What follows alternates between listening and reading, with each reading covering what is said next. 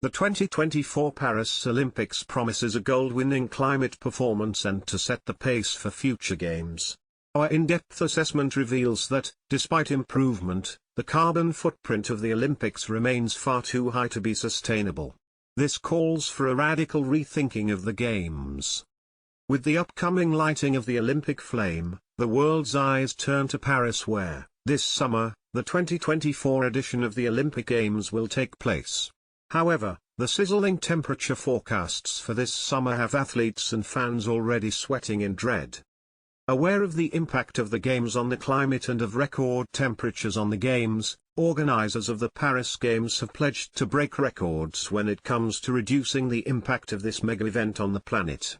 Going for Green, a Carbon Market Watch and Eclairci report assessing the credibility of these plans reveals that if completely implemented, only 30% of the expected carbon footprint is covered by a robust climate strategy.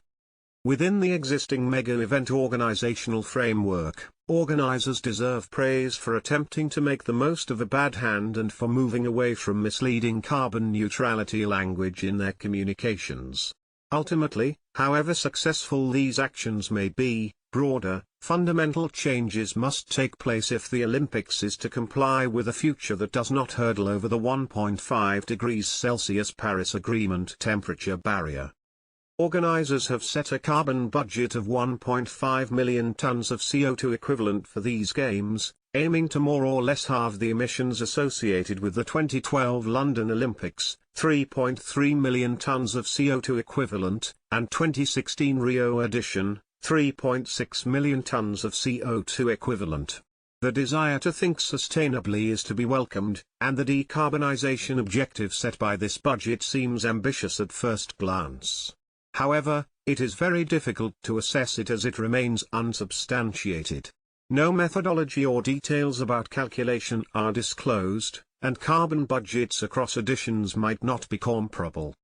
Our analysis of how the Paris 2024 carbon budget will be spent shows that the major causes of emissions relate to construction, approximately 32% in total, and transport, approximately 40% in total.